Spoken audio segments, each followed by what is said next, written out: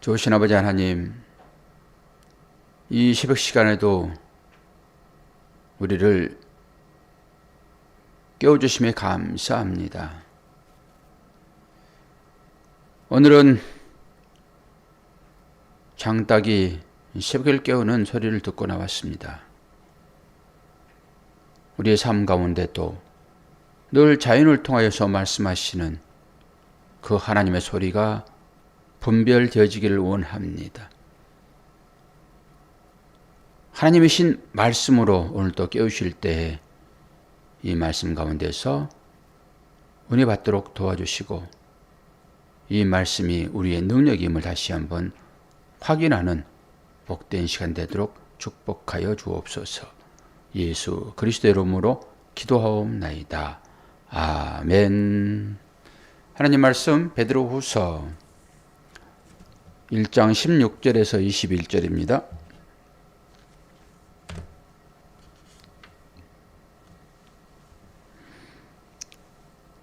제가 봉독하겠습니다. 우리 주 예수 그리스도의 능력과 강림하심을 너희에게 알게 한 것이 교묘히 만든 이야기를 따른 것이 아니요 우리는 그의 크신 이엄을 친히 본 자라. 지극히 큰 영광 중에서 이러한 소리가 그에게 나기를 이는 내 사랑하는 아들이요 내 기뻐하는 자라 하실 때에 그가 하나님 아버지께 존귀와 영광을 받으셨느니라. 이 소리는 우리가 그와 함께 거룩한 산에 있을 때에 하늘로부터 난 것을 들은 것이라. 또 우리에게는 더 확실한 예언이 있어 어두운 데를 비추는 등불과 같으니 날이 새어 샛별이 너희 마음에 떠오르기까지 너희가 이것을 주의하는 것이 옳으니라. 먼저 알 것은 성경의 모든 예언은 사사로이 풀 것이 아니니 예언은 언제든지 사람의 뜻으로 낸 것이 아니요 오직 성령의 감동하심을 받은 사람들이 하나님께 받아 말한 것임이라. 아멘. 어제도 새벽에 오는데 닭이 울더라고요. 도시에서 닭이 우는 것은 좀 희귀한 일입니다. 저거 일주일만 계속 울면은 저거 하나님 날아갑니다. 어떤 생각이 들까요? 이틀 동안 이 새벽 시간에 닭이 울길래 야 저거 잡혀 죽겠다 이런 생각이 바짝 들어오더라고요. 그리고 그것으로 끝날까요? 새벽을 깨우시는 주님의 음성이겠네 이렇게 들리기도 하고 또 성경에 보게 되면은 어제도 닭 울 때 베드로가 주님을 부인하잖아요. 여러 것으로 겹쳐져서 해석이 되어집니다. 닭이 그냥 아침에 새벽에 깨우는 것은 닭은 습성이에요. 자기 할 일을 그냥 하는 거죠. 아침에 그냥 우는 거예요. 저게 사람을 깨우려고 울겠습니까? 모르죠. 지가 우는 거지 그냥 아침에. 그런데 우리는 이제 여러 가지 해석을 붙이잖아요. 그리고 그 해석을 성경으로 끌어들여서 그러니까 사소한 것이지만은 그 자체를 성경으로 끌어들여서 여기에서 믿음의 깊은 샘물을 파시면 되죠. 그러면 저 닭이 예언의 말씀을 하는 거예요. 그렇게 보면 되죠. 모든 것들이 다 그렇게 연결되어 있어요. 단순히 이 꽃 하나가 그냥 피는 것이 아니라 이게 우리들한테 뭔가를 말하고 있다니까요. 피조물이 하나님의 아들을 기다리잖아요. 여러분이 하나님 아들이니까 얘기를 해줘야죠. 이 꽃에게. 이 꽃이 가지고 있는 이 사명, 이걸 얘기를 해줘야죠. 그래야 풀려났죠. 성경을 보게 되면 전부 그렇게 연결되어 있어요. 그렇게 보시면 돼요. 성경은 하나님의 말씀이야. 그리고 다 이거 집중해서 보지 마시고요. 삶에서 나타나는 여러 가지 정황들을 다 그런 관점에서 보시라니까요. 그러면 그게 말씀이에요. 모든 피조물에 하나님의 신성이 깃들어 있다. 이렇게 얘기를 하잖아요. 자, 오늘 말씀 봅시다. 16절을 보게 되면은 주 예수 그리스도의 능력과 강림하심을 너희에게 알게 한 것이 교묘히 만든 이야기를 따른 것이 아니라 이렇게 얘기해요. 교묘히 이건 신화래. 신화는 뭐예요? 구원에 이르게 하는 것이 아니라 사람들의 공론만을 일으키는 내용들이에요. 신화 그러면은 뭐요? 신의 이야기잖아요. 신의 이야기. 우리가 신이라고 하는 모든 것들에 대하여 얘기할 때 거기에 하나님도 포함이 될 거잖아요. 하나님도 포함이 되는데 이 얘기들이 그리스도와 연결되어 있느냐 연결되어 있지 않느냐로 여러분들은 결정을 하면 돼요. 그러니까 신화는 진리의 반대편에 있는 어떤 내용 그렇게 보시면 되죠. 진리의 반대편에 있는 내용, 우상을 섬기는 어떤 것, 뭐 여러 각도로 해석을 할 수 있겠지요? 교묘히 이런 얘기예요. 교묘히. 그러니까 그렇게 만든 것이 아니라 요거는 이제 교묘히라고 할 때 요거는 지혜를 써요. 지혜라는 단어를 써요. 지혜. 교묘히라는 것은 지혜 있는 사람들이 교묘하게 일을 꾸미잖아요. 일을 꾸미는 것이 좋은 쪽으로 나올 수도 있고 나쁜 쪽으로 나올 수도 있고 그러잖아요. 그런데 그렇게 교묘히 지혜 있게 만든 얘기를 따는 것이 아니요. 그럴 때 이것은 반대편이겠네, 당연히요. 나쁜, 부정적인 의미예요. 그것은 똑같은 단어를 쓰더라도 어떤 건 긍정적으로 쓰기도 하고 어떤 것은 부정적으로 쓰기도 한다라고 하는 것이죠. 이 교묘이란 말은 여기서는 부정적으로 쓰여 있지만은 이게 지혜. 만든 것이 아니라 우리의 그의 크신 이음을 친히 본 자라.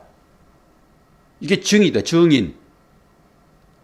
증인은 듣는 것만 가지고는 안 되는 거예요. 듣고 보기까지 해야 돼요. 이게 확실하죠. 그래서 우리를 여호와의 증인, 그리스도의 증인 그러잖아요. 여러분들이 그리스도를 보았습니까? 이렇게 물어보게 되면 글쎄 내가 언제 그리스도를 봤지? 이렇게 되니까 이제 문제가 되는 거예요. 우리는 이 육의 눈으로 그리스도를 보지 않아요. 육의 눈으로. 우리는 영의 눈으로 그리스도를 보는 거예요. 말씀을 진리로 인식되면 그게 보는 거라니까요. 이 율법을 그리스도로 보았습니까? 진리를 보셨네요. 진리 인식됐네요. 이렇게 얘기하는 거잖아요. 골몇 번 얘기해요, 제가. 아주 각인되도록 엉뚱한 소리 할 것 같으니까. 전부 눈에 보이는 것만 얘기하니까. 그런데 실제적으로 예수는 눈에 보여요, 안 보여요? 보였잖아요. 그래서 지금 사도 베드로가 글을 쓰고 있기 때문에 사도 베드로가 그 얘기 한 거예요, 지금. 나는 실제로 보았다. 너희들은 어떤 신화에 의해서 얘기를 하지만은 나는 실제로 본 사람이야. 그 얘기를 하는 거예요, 16절에. 그의 크신 이음을 친히 보았다. 17절. 즉시 큰 영광 중에서 이러한 소리가 그에게 나기를 이는 내 사랑하는 아들이요 내 기뻐한 자라 하실 때에 그가 하나님 아버지께 존귀와 영광을 받으셨다. 무슨 얘기입니까? 변화산 얘기죠. 변화산 얘기. 그때 누구 올라갔어요? 베드로와 야고보와 요한이 올라갔잖아요. 맞습니까? 확인을 아침에는 정신이 헷갈거리는 게 확인을 해야 돼요. 마가복음 9장 2절에서 7절 보면은 그 변화상 얘기가 나오죠.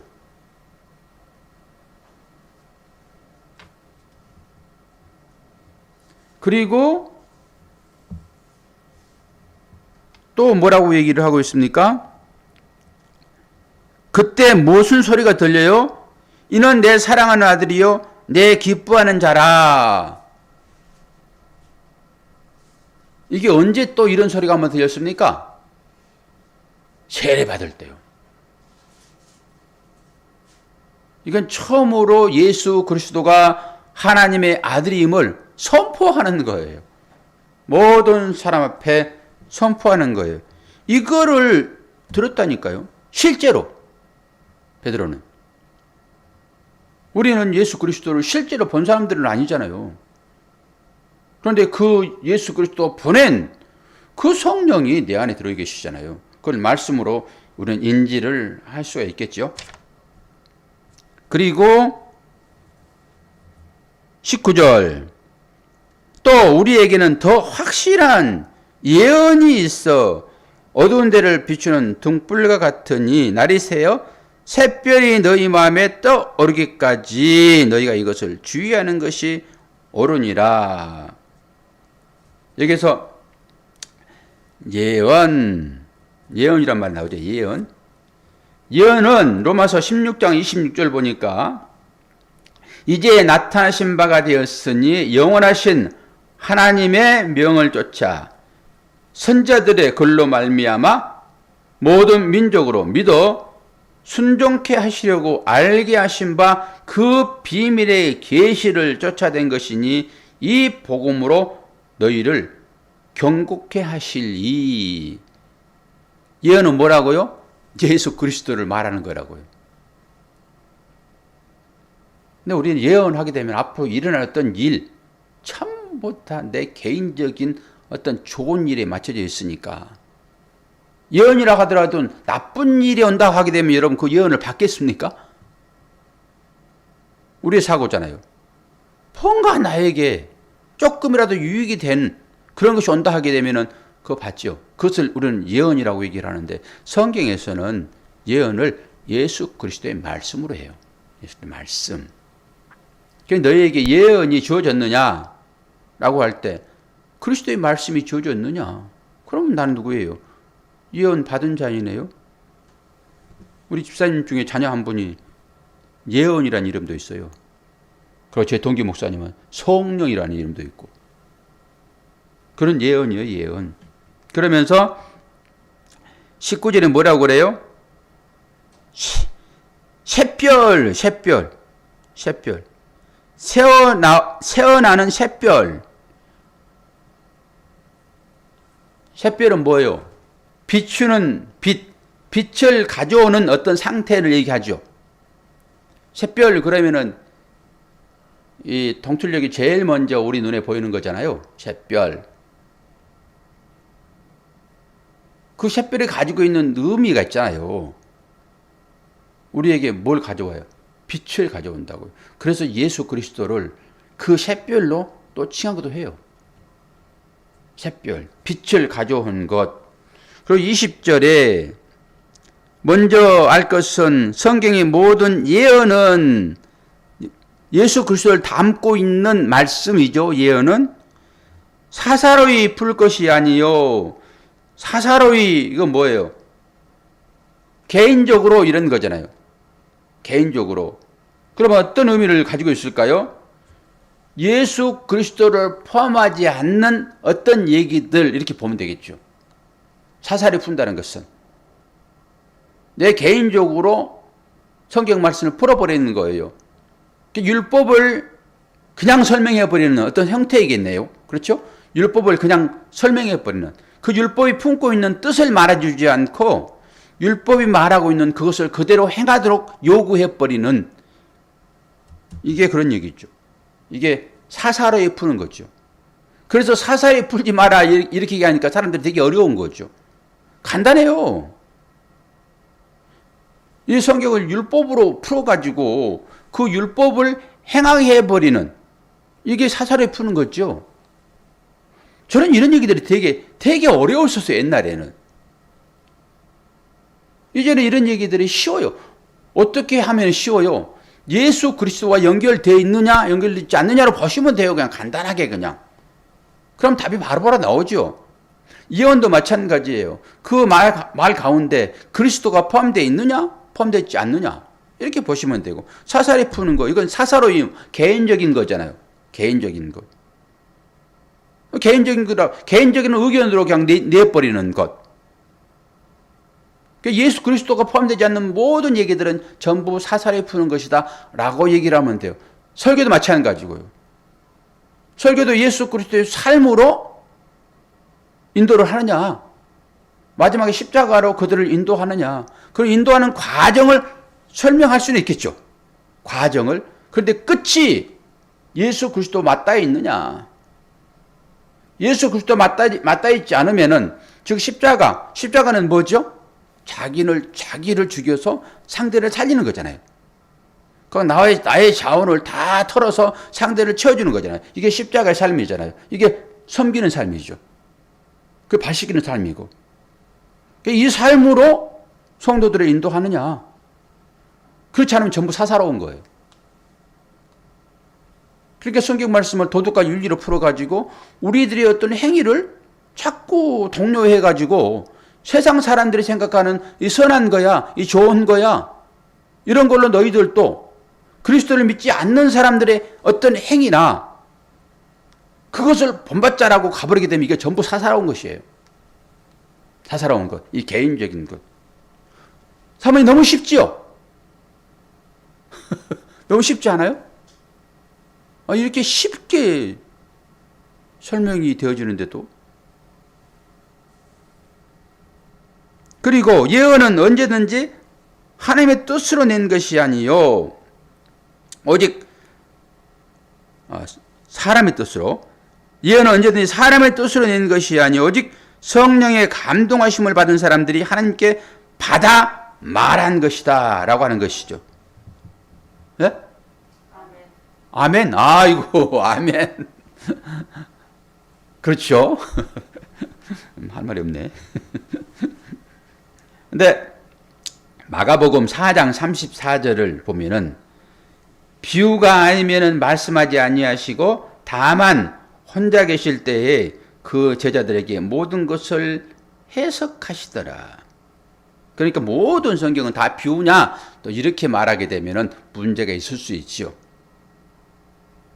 근데 비유로 왜 얘기를 합니까? 하나님의 자녀만 알 수 있도록 비유로 얘기를 해요. 비유. 비유가 뭐라고 그랬어요? 파라볼레 곁에 놓다 이런 거잖아요. 비유는 곁에 놓다. 이것을 알라고 그러면은 이와 비슷한 것을 옆에 갖다 놔야 돼요. 요거 비유예요, 비유. 그러니까 비유는 앞에 있는 것을 온전하게 하는 거죠. 그래서 말씀이 먼저 왔잖아요. 율법으로 말씀이 먼저 왔지요. 구약이 먼저 왔잖아요. 그리고 그 율법이 뭔지를 알도록 주께서 자꾸 비유로 설명하시는 거예요. 그래서 비유가 아니면은 말씀하지 않았다라고 얘기를 하고 있잖아요. 그러니까 예수님 말씀은 거의 그런 형태로 주어져 있다라고 보면 되겠죠. 그러니까 구약이 뭔지를 알도록 주님이 전부 말씀하신다라고 보면 되겠죠. 그러니까 이걸 문자대로 보게 되면은 사람들은 전부 다 아니 비유가 아닌 것들이 얼마나 많은데 어떻게 전부 비유라고 얘기를 해? 아니 주님이 말씀하시잖아요. 마가복음 4장 34절에 비유가 아니면은 말씀하지 아니하셨다라고. 이것이 가짜예요? 진짜지? 그럼 다른 단어 하나하나를 얘기하는 건 아니잖아요. 포괄적으로 그렇게 봐야지. 그럼 예수님이 하시는 그 얘기들은 전부 그런 측면에서 얘기를 하셨겠구나. 구약의 율법이 어떤 것인지를 설명하려고 주님이 전부 그 사역을 하셨구나. 기적 하나를 베풀 때도 그 기적의 의미가 뭐였었어요? 요나의 기적이요. 그것을 설명하려고 모든 일들을 했구나. 닭이 울더라도 저거 하나가 예수 그리스도의 진리의 말씀을 그 닭이 지는 아무것도 모르고 하고 있지만은 그 설명하고 있다니까요. 그러니까 우리가 절에 가가지고도 알 수 있는 거예요. 나는 절에 절대 가지도 않고 그 목탁 두들기고 있는 그 스님 머리 위에 손 놓고 안수기도를 하고 다 그들도 진리를 말하고 있다니까요. 무슨 말이죠?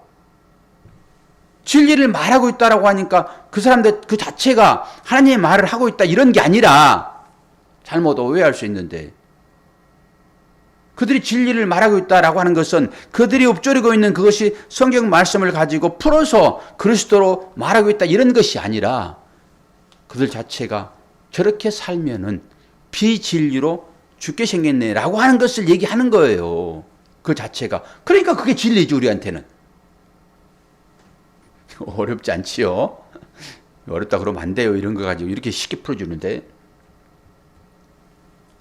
그래서 성령으로 감동됐다라고 하는 것은 성경의 모든 예언은 이것은 뭐예요? 21절에 오직 성령의 감동하심을 받은 사람들이 하나님께 받아 말했다라고 하는 거잖아요. 저도 이렇게 얘기하는 것은 성령의 감동하심으로 여러분들에게 얘기하는 거예요. 저한테도 얘기하는 것이고. 그럼 어저께 저 목사가 무슨 꿈을 꿔가지고 그렇게 감동받았다고 그러는가? 그런 얘기는 아니겠죠? 제가 말씀드린 이것이 자체가 성령의 감동하심인 거예요. 그래서 디모데후서 3장 16절은 모든 성경은 하나님의 감동으로 된 것으로 교훈과 책망과 바르게 함과 의로 교육하기에 유익하니라고 얘기하는 거예요. 성경이 바로 그렇다라고 하는 거예요. 그게 성령의 감동하심으로 된 하나님의 말씀을 가진 자들이 해야 할 그 일은 뭐예요? 교육과 가르치는 거예요. 이거 디다케. 그럼 뭐예요? 책망. 디모데후서 보게 되면은 여기 나오잖아요. 너 그 일을 해라. 이게 전도인 것이고. 책망해라. 그리고 바르게 해야 돼. 바르게 한 게 뭡니까? 십자가의 길을 걷도록 해야 돼. 이런 것이죠. 의로 교육한. 그 의가 뭐예요? 하나님께서 주신 그 예수 그리스도. 그 의로 교육하게 유익하는 것이 뭐예요? 성령의 감동하심으로 된 말씀이라고요. 그러면 여러분 자체가 성령의 감동하심으로 구원받은 자잖아요. 나는 성령의 감동하심으로 구원받은 게 아니라 내 의지로 교회에 나왔어. 이런 사람은 아니고 성령의 감동하심으로 구원받은 자입니다라고 고백하는 자들은 여러분들이 말씀이에요. 그 말씀대로 행하십시오. 여러분들이 하고 있는 그 일들이 주님의 뜻입니다. 그리고 그것이 바른가 아닌가라고 하는 것은 성경을 놓고 비교해 보세요. 내가 하고 있는 그 일이 성경과 일치하는가? 일치할 때 여러분 성령의 감동하심으로 된 일들이에요. 그 일들이 다.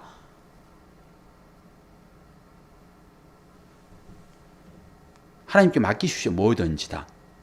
그리고 내 안에 이 성령의 감동하심으로 된 하나님 말씀이 내 안에 있다라고 이 사실들을 분명히 알고 세상 사람들도 하지 않는 그런 일들은 하지 마십시오. 바른 말, 바른 행동, 바른 생각. 우리의 행동과 우리의 생각과 우리의 말로 저지른 죄가 얼마나 많이 있습니까? 여러분들이 진짜 성령의 감동하심으로 구원받은 자 됐다 하게 되면은 여러분 안에 말씀이 계시다니까요. 말씀이 누구십니까? 그리스도요, 하나님이요, 성령님이요. 그분이 계시잖아요. 그럼 그분이 인도하시는 대로 여러분이 살게 되면은 여러분들은 말씀이에요. 그리고 내 행함이 어떻게 나타나는지 그 결과를 가지고 이것이 말씀과 괴리가 있는가를 보셔야 돼요. 괴리가 있으면 그건 나한테 나온 게 아니라 마귀가 준 거예요. 그거는. 나는 지금 하나님의 사람이 있다니까요. 그런데 이 말씀에 비춰서 이 말씀대로 열매가 맺혀지지 않고 엉뚱한 세상적인 육신의 열매들이 맺혀 있어요. 그건 마귀가 준 거예요. 분명해요, 성경은. 우리가 맺을 열매는 하나밖에 없어요. 권사님, 우리가 맺을 열매 하나 얘기해 보세요. 사모님 어떤 열매 맺으세요? 입술의 열매. 입술의 열매. 사랑 하나밖에 없어요. 사랑. 심플하잖아요, 성경은.